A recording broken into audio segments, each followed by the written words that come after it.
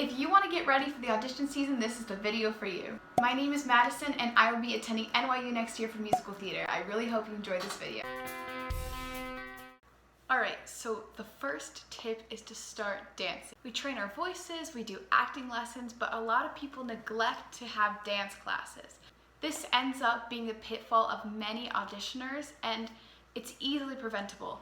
It might be hard to fit into your schedule or it's costly, but I have linked below 2 channels with dance tutorials, as well as some other links with other dance tutorials. When it comes to dancing, most people have trouble with picking up the moves quick enough, but practice will really help you get better at this, and then once you're in the auditions, you'll be able to pay attention to more of the details because you'll be better at picking up the dance moves quicker.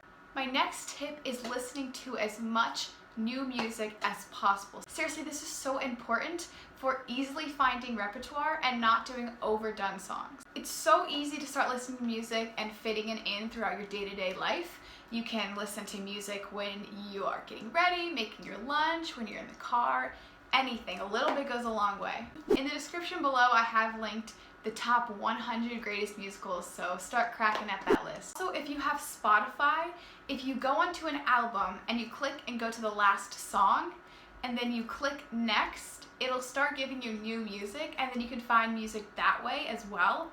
And if you end up liking a song, then you can just go onto the album and listen to the rest of the music.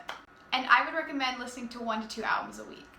Another thing that goes hand in hand with this is reading more plays. You can ask to borrow them from your theater teacher. Chances are they'll have plenty. You can buy them online, and you can actually find them in the library as well. I recommend, if you find a monologue in the play you're reading, take pictures of the pages and upload it and put it into a Google folder, and it's all organized and at your disposal when you need material. Also remember that not every play is going to have a big chunk of text for a monologue, but sometimes you can use back and forth lines and either one, cut out the other person's lines and pretend like they're not there, or you can pretend like they're saying their lines and you're reacting as part of the monologue. I also recommend making a list of all the plays and putting that into a Google Docs in that folder so that you can easily go back to a play or make a recommendation if you need to. And the easiest time to fit this in is reading before you go to sleep, or just having the book next to you at all times of the day, so if you get a few extra minutes, you can read a few pages. I have linked below several lists for monologues you can read if you don't know where to get started. My 4th tip is summer programs. These are so incredibly helpful. I went to Ithaca this past summer for 3 weeks, and we mainly focused on how to act a song, but we also had an 1.5-hour dance classes 4 times a week. And we also learned how to correctly mark our sheet music and organize our songbook, and I will have another video on that, plus how to act your songs coming soon. There are other summer programs that aren't just focused on your auditioning skills that can also be very helpful. I also did another summer program last summer where we put on Newsies in 4 weeks, and we also learned about how their backstory has and will affect who they are. So there are a multitude of different programs you can look into. Now, rising seniors this year might not be able to do their summer programs because a lot are being canceled, but you are in luck because there are mid-year programs. I did one for 2 days in New York City with ArtsBridge, and let me tell you, it was life-changing. I got so many helpful tips that drastically changed my auditioning.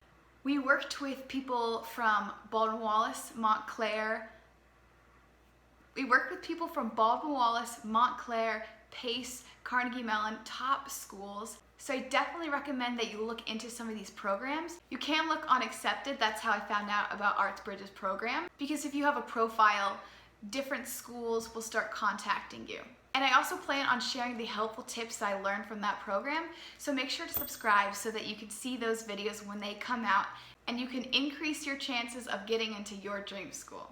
It would mean the world to me if you liked this video and commented down below any questions you have about auditioning, and make sure to click on my first video right now and watch that. Have a nice day, thank you.